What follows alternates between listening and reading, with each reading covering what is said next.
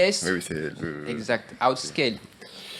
Ok, on va en parler justement juste après. Donc moi c'est Olivier Aran. Voilà une photo, là je participe au concours des vieilles photos en pratique. Celle-là a 10 ans et ça tombe bien puisque le speech va parler des 10 ans qu'on a passé avec Zabbix jusqu'à maintenant chez 3ds Outscale qui est une marque de Dassault Systèmes, donc on fait partie du groupe Dassault Systèmes.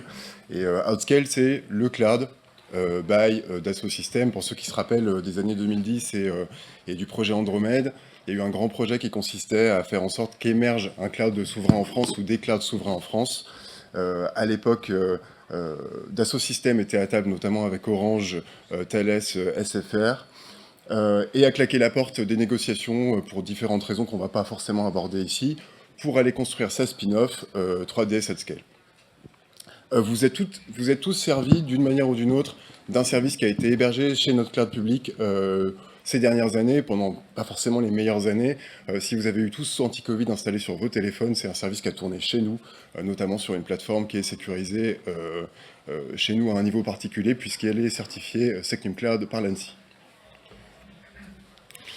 Donc qui est-ce que je suis très rapidement? Voilà, je suis Service Unit Manager chez Outscale. Mon travail alors qu'il est, c'est d'aller construire des services d'observabilité ou de monitoring. On va choisir un petit peu ce qu'on veut aujourd'hui.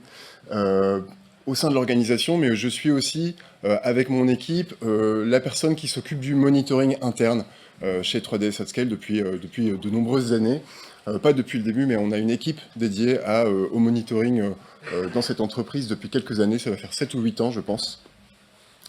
Donc ça fait 10 ans que je suis chez 3ds Outscale, à peu près le même âge que la rétrospective que je vous fais aujourd'hui. D'ailleurs, ça doit être ces jours-ci mon anniversaire de 10 ans dans une entreprise en soi. Avant, j'ai été consultant formateur, j'ai été responsable de formation, notamment pour former sur un sujet complètement différent, mais pas si éloigné, puisqu'on reste dans le domaine de l'informatique, qui est l'IPBX avec Astérix. Et puis j'ai été aussi enseignant et j'ai fait différents projets d'entrepreneuriat qui sont assez variés. D'un point de vue personnel, j'ai deux sujets importants pour lesquels je milite. Je fais partie des relous qui demandent des pistes cyclables et qui se déplacent à vélo depuis 15 ans à peu près. Et puis je milite aussi pour l'accès aux origines des personnes qui sont nées de PMA. Sinon, pour le reste, c'est assez classique. Voilà, je suis un gamer, j'aime passer du temps en famille, j'aime boire du thé chaud, c'est une passion pour moi, le thé qui vient d'Asie. Et puis, je suis aussi un auditeur de métal assez prononcé. Ok. Chez Outscale, on est un peu partout. On parle de nous en tant que cloud souverain, notamment, parce qu'on a une plateforme qui met en avant la souveraineté, la sécurité, la conformité à la française avec une certification Secnum Cloud, qui est une plateforme qui s'appelle CloudGouv, qui, comme son nom l'indique, et vous pouvez l'imaginer, intéresse particulièrement des organismes publics qui ont des besoins de conformité tout particuliers. Néanmoins, on est aussi un cloud public qui est présent sur toute la planète, depuis le Japon à la France, aux États-Unis, la côte Est, la côte Ouest. Là, ce que j'ai indiqué avec les points noirs, ce sont les régions où on est disponible, mais derrière, ça se décline en un certain nombre de plateformes ou de zones de disponibilité. Donc nous, on fait du cloud, mais ça implique que on ne consomme pas de cloud, en tout cas, on consomme le nôtre, et qu'on a énormément de matériel dans des data centers. Je pense système de stockage, par exemple, avec du NetApp. C'est aussi un certain nombre d'hyperviseurs, c'est forcément des PDU, c'est forcément des équipements réseau, voilà, tout ce qui nous permet de construire les ressources qu'on va ensuite distribuer à nos clients. Et comme on va le faire à travers une API pour fournir ce cloud public, qui utilise un système qui s'appelle TinaOS, qui est notre propre orchestrateur de cloud que l'on développe en interne. Donc ça fait une variété assez importante de choses à monitorer, depuis la température dans les salles, ou l'énergie qui est passée par les prises de chacun des PDU, jusqu'à les métriques applicatives spécifiques qui sont liées à TinaOS et l'ensemble des services qui nous permettent de fournir le service au client final. Donc comment on a fait ça jusque-là? Je vais vous parler de Zabbix. Et là, on est en 2014. Et c'est comme ça que ça a commencé. Zabbix, quand je suis arrivé chez Outscale, c'était l'outil de choix. Et pour l'époque, je fais référence à la présentation d'avant qui était une bonne frise du passé. Pour l'époque, c'était quelque chose qui était assez nouveau, on va dire, ou en tout cas qui émergeait pas mal sur les premières versions. Je pense que la première version de Zabbix que j'ai dû utiliser, c'était la 1.8, 1.5. Je ne sais pas si parmi vous, il y en a qui utilisent Zabbix, certainement encore alors qu'il y a des chances. Donc comment ça a commencé? Ça a commencé que pour chaque environnement, qui sont nos plateformes cloud, on avait une machine avec un serveur Zabbix et un front-end qui expose l'interface et une API. Cette machine faisait le travail d'aller collecter aux fameux agents dont on a parlé tout à l'heure, qui sont des agents Zabbix évidemment, les métriques qu'on voulait remonter dans une base de données PostgreSQL, la base de données de chacun de ces Zabbix, et voilà, quand on dépassait le seuil d'une alerte, on déclenchait un appel téléphonique directement depuis le serveur, et tout ça a été répliqué pour tous les environnements qu'on avait à monitorer. Donc chaque plateforme cloud incorporait ces trois éléments, enfin ces deux éléments principalement. Alors comment on faisait pour faire en sorte que la synchronisation de la configuration se fasse entre ces différents environnements? Une méthode un peu laborieuse, puisqu'on utilise pour la gestion de configuration SaltStack, qui consistait à, quand on faisait une modification de template, à aller sauvegarder ce template et à aller le pousser dans un dépôt Git, pour le pousser ensuite vers les autres plateformes avec une recette Salt qui pouvait être un peu compliquée et qui nécessitait qu'on la passe sur l'ensemble des environnements.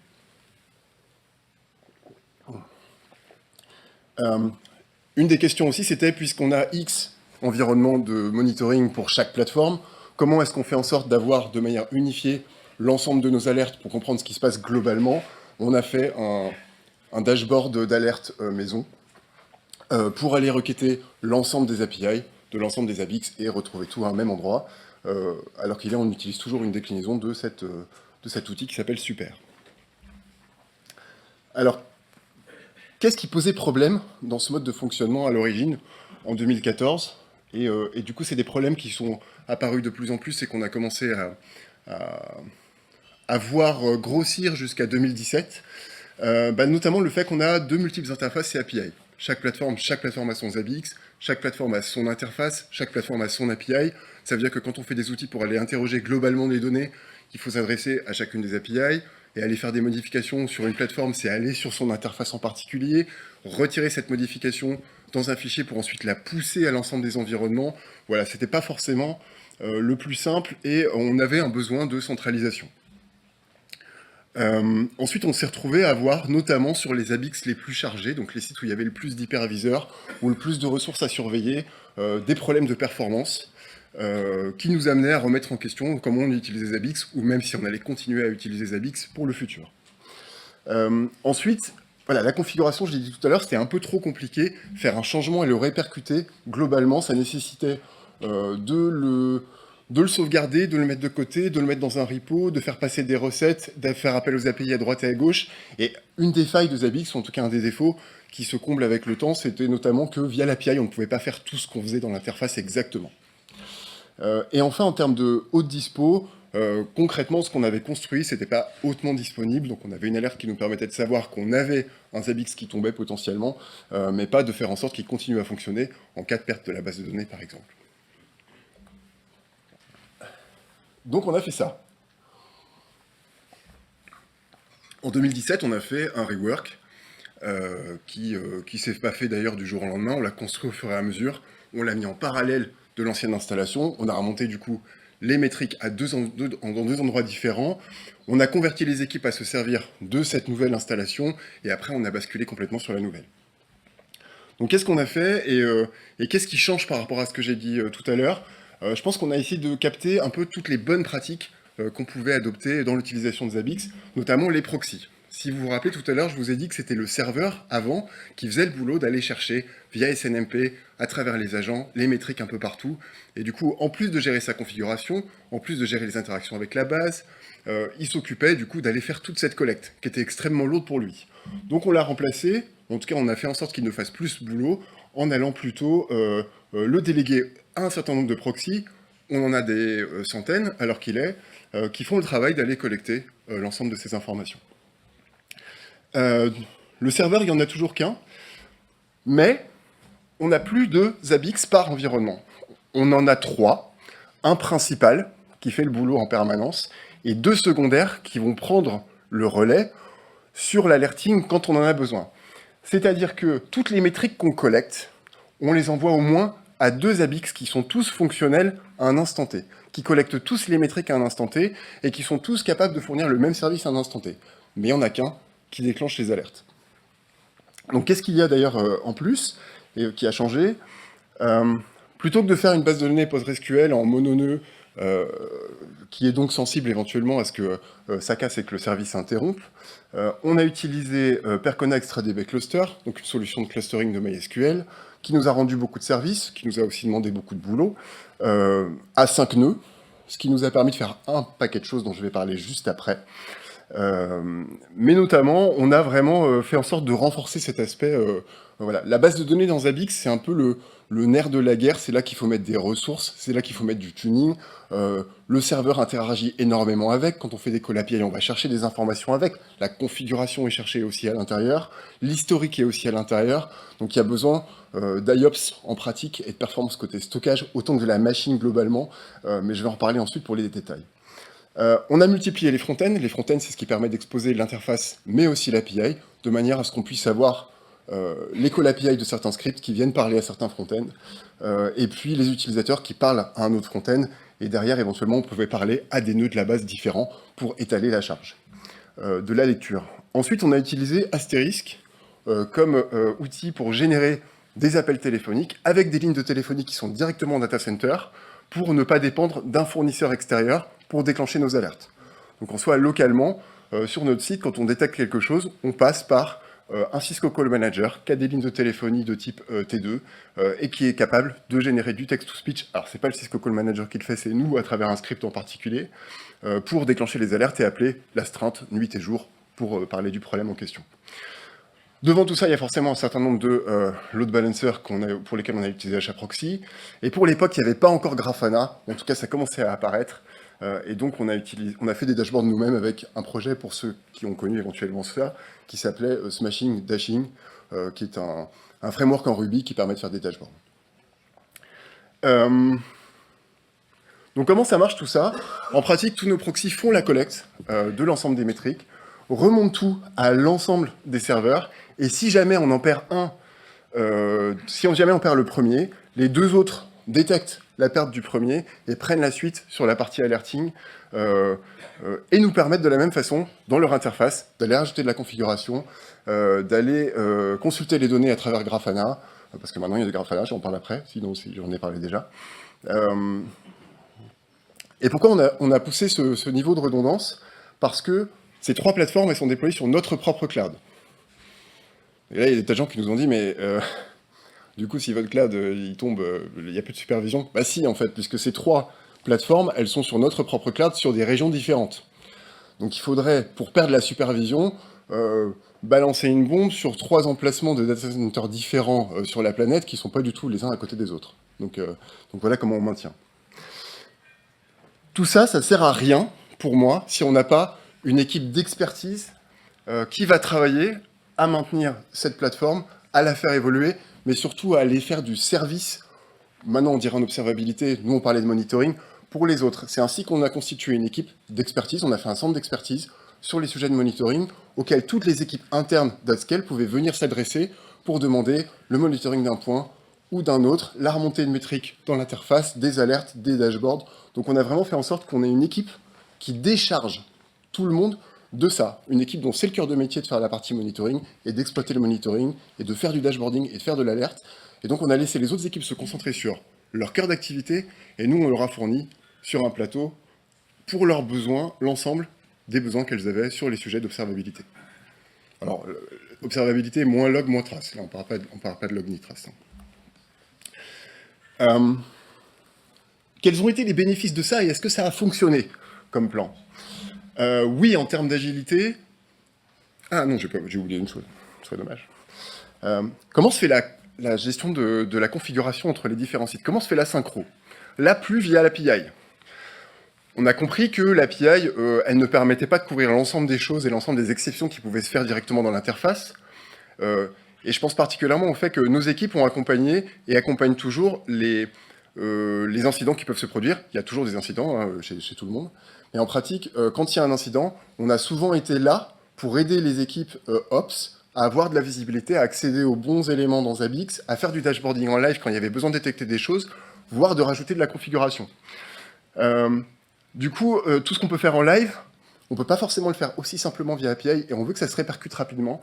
Donc qu'est-ce qu'on a fait? On a fait en sorte que chaque jour, à plusieurs moments, on fasse un dump de la base et on la réinjecte sur les sites secondaires. Donc on a des jobs qui tournent régulièrement pour aller faire en sorte que la base soit la même entre le site primaire et le site secondaire, ce qui fait qu'ils sont exactement identiques. Ok, alors, en termes de centralisation, là, il n'y a plus qu'une API. C'est l'API du site principal ou des sites secondaires. Il n'y a plus aussi qu'une seule data source dans Grafana. On n'a pas à avoir 50 data sources pour les 50 Zabbix qu'on avait avant. Il n'y en a plus qu'un. En termes de performance, je l'ai dit tout à l'heure, le serveur il se concentre sur son boulot, la réception de données, l'insertion en base de données, la configuration de l'alerting. Les proxys font leur cœur de boulot aussi, en allant collecter les data depuis les agents qui remontent en push directement vers les proxys. Et ce qui fait la différence en termes de performance, c'est une base de données solide. Ça veut dire un cache InnoDB conséquent. Alors, on a fini avec un cache InnoDB à 400 ou 500 Go de RAM pour des machines. Voilà, je vois des yeux qui s'ouvrent. Donc voilà, le cluster à 5 nœuds, c'est 5 machines avec 64 cœurs et 512 Go de RAM. Voilà. Et tout est utilisé, je préfère le préciser. Donc voilà, en termes de disponibilité, les services sont toujours disponibles parce que de toute façon, on a 3 environnements qui sont complètement séparés, mais qui ont la même conf. Alors éventuellement, en cas de problème, on peut avoir une conf qui a vieilli de quelques heures, si la synchro est pas repassée. Néanmoins, on considère qu'on a 100% de dispo parce qu'on a toujours une des 3 plateformes qui est fonctionnelle. Ensuite, en termes de bonus, le cluster InnoDB nous a permis d'avoir un peu plus de flexibilité. Pourquoi? Parce que quand on a testé une version, on a détaché certains nœuds du cluster pour aller faire notre mise à jour dessus, tester le bon fonctionnement et la bonne mise à jour de la base qui est d'une taille conséquente, et éventuellement, si c'était nécessaire, après une mise à jour, parce qu'on s'est rendu compte qu'on avait une problématique quelconque depuis la mise à jour, on pouvait faire un rollback à la version d'avant, parce qu'on avait isolé des nœuds du cluster qu'on avait décidé ensuite d'utiliser comme modèle pour repeupler le cluster avec ces 2 nœuds. Donc pour nous, ça nous a apporté beaucoup de flexibilité. Et c'est d'ailleurs parce qu'on cherchait à la base dans l'utilisation de ce cluster MySQL, on se disait que en ayant plusieurs nœuds, on allait avoir plus de performance en écriture. C'était ça la recherche à la base. Mais c'est pas du tout comme ça que ça marche. En pratique, pour faire une écriture, il faut qu'un nœud aille valider l'écriture avec l'ensemble des autres nœuds. Donc ça a tendance à ralentir le processus d'écriture. Donc on a trouvé une recette pour avoir des performances, je ne vais pas la détailler maintenant, et puis bénéficier de la flexibilité que nous a apporté le cluster. Ok, alors, maintenant, qu'est-ce que c'est devenu? Cette installation qu'on a fait en 2007, cette mise à jour qu'on a fait en 2007, elle est toujours fonctionnelle. Je mets ici, c'est plus le seul outil à faire le boulot du monitoring et de l'observabilité chez nous. Alors, on est en 2024, on parle effectivement OpenTelemetry, on parle aussi Prometheus, on est forcément embarqué dans une évolution pour certaines choses, pas encore tout, sur ces nouveaux outils qui sont absolument indispensables parce que ce sont les standards de demain, on ne peut pas passer à côté. D'ailleurs, on construit un service pour centraliser les données Prometheus qui viennent d'un certain nombre de Prometheus à grand volume et pour les stocker sur le long terme pour nos clients en ce moment qui est d'ailleurs en bêta. Donc on a déjà un grand pied dans le futur avec Prometheus. Néanmoins, Zabbix c'est toujours là et ça fait toujours le boulot et depuis 10 ans. Depuis 10 ans, c'est up. En 24/7, ça stocke des terabytes d'history et de trends. C'est plus de 20 000 hosts. Alors quand je dis host, je parle de machine, je parle d'hyperviseur, je parle de switch, je parle de routeur, je parle de PDU, je parle de VM sur lesquels on a des services. Alors qu'il laisse c'est une installation qui prend plus de 50 000 new values par seconde. Ceux qui font du Zabbix savent que c'est un petit peu l'unité de mesure de performance de Zabbix, le nombre de valeurs par seconde qu'on va pouvoir mettre dans la base en passant par Zabbix. Donc là, on est en permanence à peu près à plus de 50 000, et c'est des millions d'items et de triggers. Pour le plaisir des gens qui sont appelés en 24/7 quand il y a des problématiques qui peuvent apparaître un peu partout. Alors, quand je dis pour le plaisir, je le dis dans 2 sens. Alors évidemment, le téléphone va sonner, mais une des choses sur lesquelles on peut remercier Zabbix, c'est que personne n'a douté de l'efficacité, de la stabilité de l'outil et du fait que quand il y avait un problème, le téléphone allait sonner. Donc voilà, c'est quelque chose sur lequel c'est vraiment quelque chose de solide qui nous a permis de construire notre démarche d'observabilité et le fait de réagir au moindre incident. De quoi on peut parler? J'ai un petit lot de sujets, je ne sais pas où on en est en termes de timing. Là, on est bon. Hein. Donc, parfait, super. Ouais, une des clés, en fait, pour tenir cette plateforme sur le temps, ça a été pour l'équipe de monter en compétence sur ce sujet, justement, du cluster MySQL Percona. On a passé du temps à apprendre comment il fonctionnait, à le tuner correctement, à le dompter, à comprendre ce qu'il faisait, à comprendre ce qu'il ne faisait pas. Mais à la fin, on y a vraiment gardé parce qu'il nous a sauvé la peau à plusieurs reprises. Tout à l'heure, j'ai parlé d'éventuellement de rollback. On a une mise à jour Zabbix qui s'est mal passée. Notre base pour la partie configuration, c'est 500 Go, juste pour la partie configuration de Zabbix. Le stockage des données de configuration de Zabbix, uniquement, on ne parle pas des données, c'est 500 Go. Donc quand on passe une mise à jour de Zabbix, lui, il va regarder ses 500 Go et il va faire des mises à jour sur à peu près tout à l'intérieur pour modifier des petits trucs. Donc c'est arrivé que ça se passe mal, parce que c'est une installation qui est quand même assez chargée, et on a vraiment bénéficié de la possibilité de rollback avec un nœud mis de côté, de repeupler l'ensemble de notre cluster et de repartir sur une version fonctionnelle avant de vérifier et avant de résoudre les problématiques qui nous empêchaient de passer à la suivante. On a fait les Zabbix conférences. Alors je ne sais pas si parmi vous, vous avez fait les Zabbix conférences ou si vous utilisez Zabbix, mais c'est des super moments pour l'équipe en termes de team building, où on a pu rencontrer les développeurs, prendre des pots avec eux, leur faire des remontées sur le produit, et ça a été un échange qui a toujours été super constructif, et même, je ne devrais pas le dire comme ça, mais même sans contrat de support, des fois ils nous ont donné des coups de main parce que tout simplement on s'entendait bien et que c'était la communauté, quoi. Sur les proxys, en base, par défaut, il y a SQLite. Alors, une des bonnes pratiques qu'on nous a données, c'est éventuellement de passer SQLite à MySQL pour avoir plus de performance. C'est pas ce qu'on a fait jusqu'à très récemment, où vraiment on avait des proxys qui étaient tellement chargés que je pense ouais, c'était trop, quoi, en pratique. Et là, effectivement, on est passé à MySQL. Mais on est allé bien au-delà de ce qu'on imaginait pouvoir prendre sur SQLite sur des proxys Zabbix. Et ensuite, un des sujets, puisqu'on faisait du push complet, c'était comment est-ce qu'on gère l'alerting pour les données qui ne remontent pas. Donc ça, c'est un petit peu consommateur, c'était de mettre des alertes en no data, c'est-à-dire quand il n'y a plus de données sur quelque chose, on fait des alertes. Et ça, c'est un des points qui ne nous a pas forcément plu, parce que du coup, il n'explique pas grand-chose à part le fait que les données ne remontent pas. Enfin bon, il y a un tas de sujets dont on peut parler autour de Zabbix, et si après vous voulez venir me voir, ou venir voir l'équipe qui est là pour en parler, n'hésitez pas. Là, il est midi, hein, donc il faut passer la parole à Maximilien Okay. pour 30 minutes avant d'aller manger. Donc, si vous avez des questions vite fait, on pose les questions. Et puis, voilà. Non, je vais juste prendre 30 secondes. D'accord. Voilà, 30 secondes pour dire...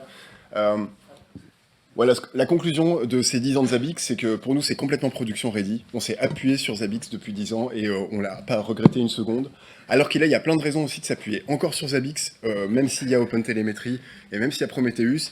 C'est pas la solution la plus cloud native, évidemment. Elle n'est pas forcément très à l'aise avec le fait d'avoir dynamiquement des containers qui apparaissent, qui disparaissent, des ressources cloud qu'on va dynamiquement générer. C'est pas trop son truc. Par contre, pour des environnements où on a du matériel et où on a quelque chose qui est très stable, qui est très fixe, qui n'est pas dynamique, c'est une solution qui est éprouvée, qui fait très bien le boulot et qui va vers le fait d'intégrer les nouveaux standards, un petit peu Prometheus alors qu'il n'est pas trop, et bientôt OpenTelemetry. En tout cas, c'est dans leur roadmap.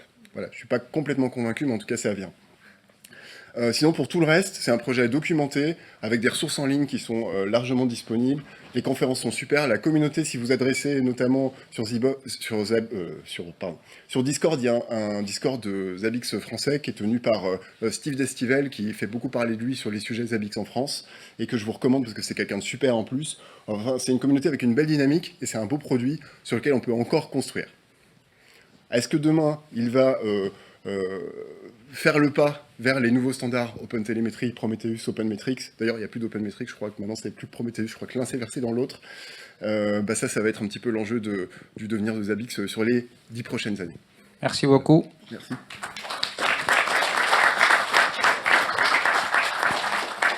Donc, pour les questions rapidement.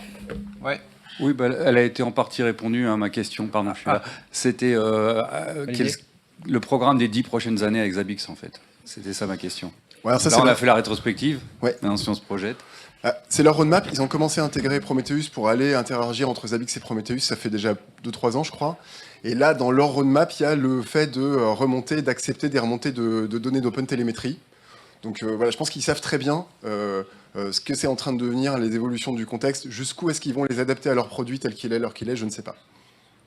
Voilà, il n'y a qu'eux qui savent en pratique, mais c'est dans leur roadmap en tout cas. Voilà, donc on va voir. D'accord. Et du coup, la roadmap de 3DS, sur cette partie, c'est d'intégrer ces nouvelles fonctionnalités. Pas forcément. Pas forcément, parce qu'on a aussi en interne de l'OpenTelemetry Collector autour d'OpenTelemetry.